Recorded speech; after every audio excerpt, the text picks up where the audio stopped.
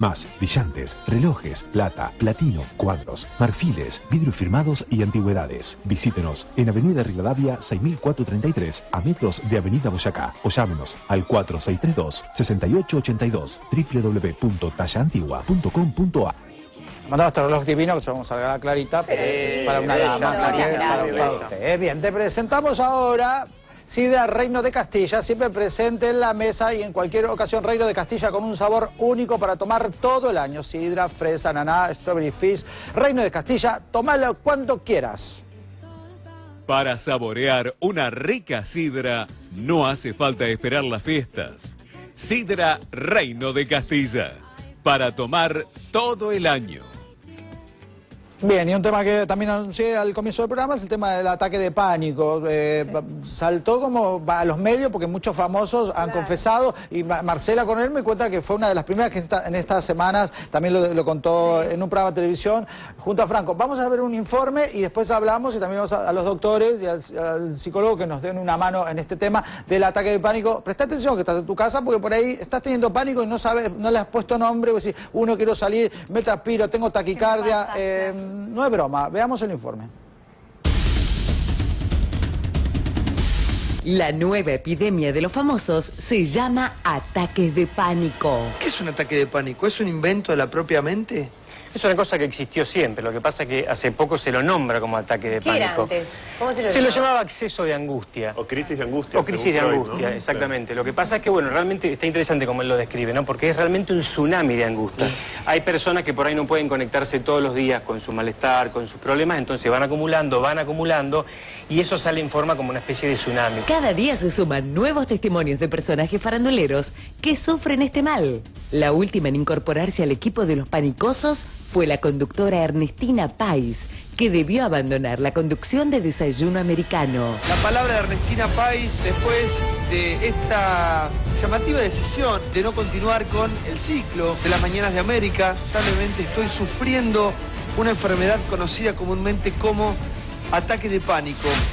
La misma es imprevisible y me hace fluctuar a momentos muy angustiantes. Han aparecido unas fotos en la revista Gente de Ernestina. Según se informa en la nota, Ernestina abandonó su vida nocturna y laboral y evita salir de su casa. Para matar el tiempo estudia piano, canto y practica yoga con una profesora que contrató especialmente. Científicamente, los ataques de pánico se definen como periodos en los que un individuo sufre de una manera súbita un intenso miedo por un tiempo que varía entre algunos minutos hasta varias horas.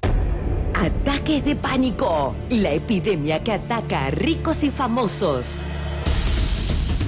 El primero que rompió la barrera del silencio y se atrevió a confesar que sufría ataques de pánico fue el gran Berugo Carámbula. En medio del éxito descomunal de su programa Atrévase a Soñar, que arrasaba con el rating, el animador uruguayo sentía que estaba a punto de morirse cada vez que tenía que salir a escena. Berugo Carámbula me contó lo que a él le costaba salir al aire en cada programa. Temblaba, tenía escalofríos, tenía lo que se llama ataque de pánico, hasta que un día quedó abrazado a un árbol. Me lo llevé a casa y todo. Eso fue espantoso.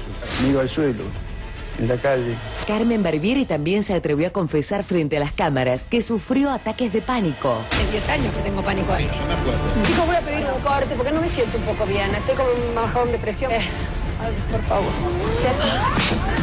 Pedí el corte, lo único que recuerdo es eso, que pedí, dije que no me sentía bien y pedí un corte y me dice que es estrés, puede ser que haya sido estrés. Nunca se cura, es decir, siempre está latente ante un gran estrés o ante un gran disgusto, empieza a tener un brote importante. Cuando me pasa algo que no lo puedo manejar, empiezo a transpirar y el corazón me estalla y siento que me voy a morir. Cuando me agarran las crisis de pánico, tengo un problema de náuseas cuando estoy comiendo, y entonces dejo de comer y entonces se mezcla con una anorexia bulimia. Noelia Ramela, una ex integrante del elenco de Carmen Barbieri, también padeció ataques de pánico. Por los ataques de pánico, ¿Qué te pasa? no estoy pudiendo tener No puedes hacer sexo. No puede tener una Ay, bueno, no me puedo relajar, cambió mi vida. Los periodistas no están exentos de caer en las redes de este mal tan ligado a los tiempos modernos.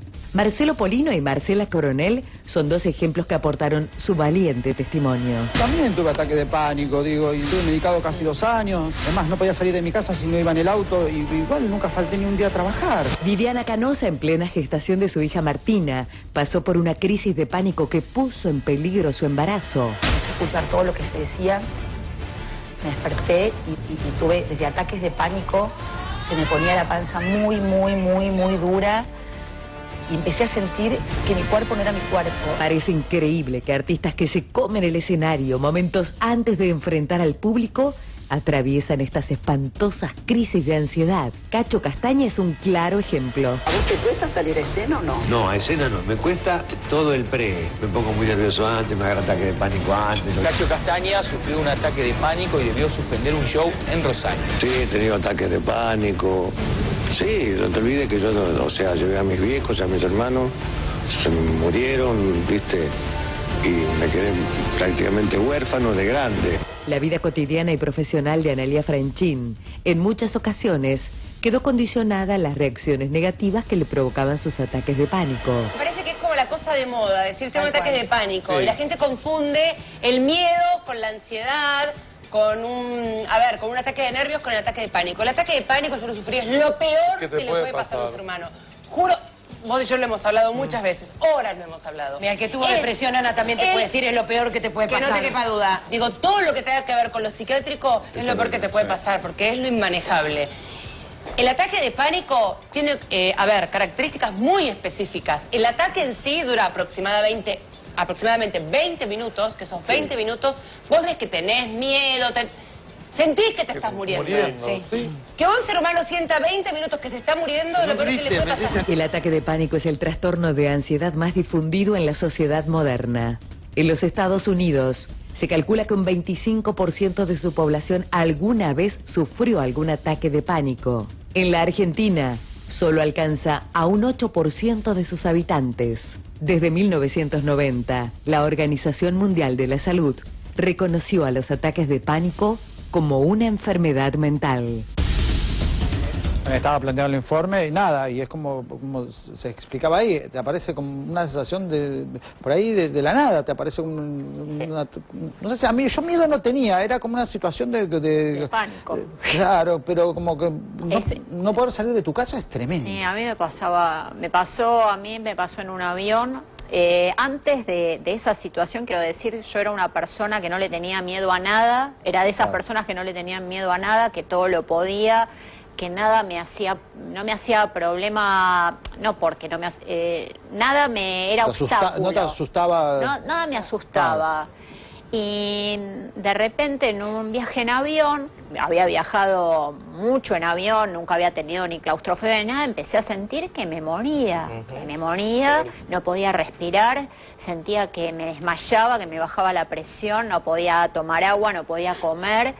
Bueno, era un viaje a Brasil y estuve 20 días en Brasil sin saber qué me estaba pasando, pero o sea, bajás del avión y se te repite, se repetía el episodio. Después me daba claustrofobia el avión, pero me daba claustrofobia estar en un lugar abierto, la playa no la podía soportar, era una época de ¿Te había pasado vacaciones. alguna situación crítica o de dolor o lo que sea? ¿Te había pasado algo No, que cambió tu vida después, antes? cuando vuelvo, mi hermana es psicoanalista, bueno, le comento, me dice, estás en una crisis de angustia, bueno, retomo terapia y el desencadenante fue que a mí me habían echado de un trabajo.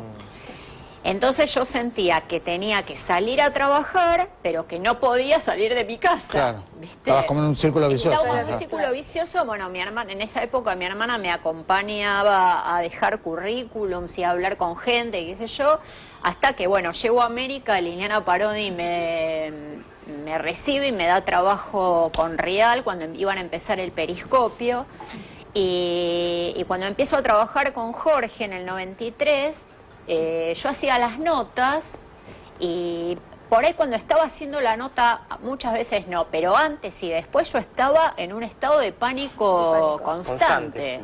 Que no te iba a salir la nota, Que por no me, ejemplo. no, que me iba a morir. Claro. Te ibas a morir siempre que te vas a morir. Excede la nota, excede el tiempo. ¿Y a vos, Franco, qué puedes contar del episodio? A mí lo tuve por primera vez en el 2002, como te contaba antes, en la cola para ingresar a una obra de teatro. No ingresé, finalmente. O sea, algo light, no estabas en una situación traumática. No, estabas por algo absolutamente. Estaba en una situación dramática en líneas generales, evidentemente, ¿no? Sí, obvio. O sea, en una crisis de angustia. Esto antes se llamaba crisis de angustia, como veíamos en el informe, o Freud la llamaba así, antes del panic attack. Y a partir de ahí los empecé a tener de una manera muchísimo más sistemática. Fue un periodo negrísimo de mi vida, muy difícil realmente. He tenido episodios terribles en relación al vuelo, parecido a lo que le pasó a Marcela, también volviendo de Mendoza en un vuelo de cabotaje. Siempre después fui encontrándole como constantes, ¿no? Denominadores comunes a cada uno de los episodios. Uno de ellos es, por ejemplo, siempre estaba muy mal acompañado yo.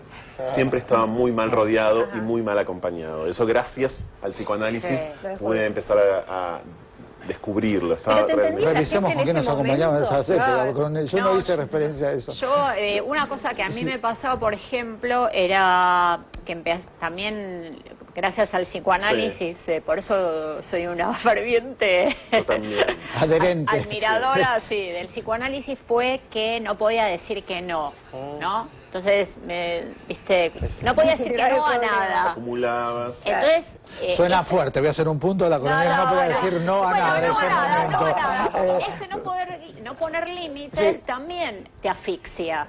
Quiero hablar con nuestro psicólogo.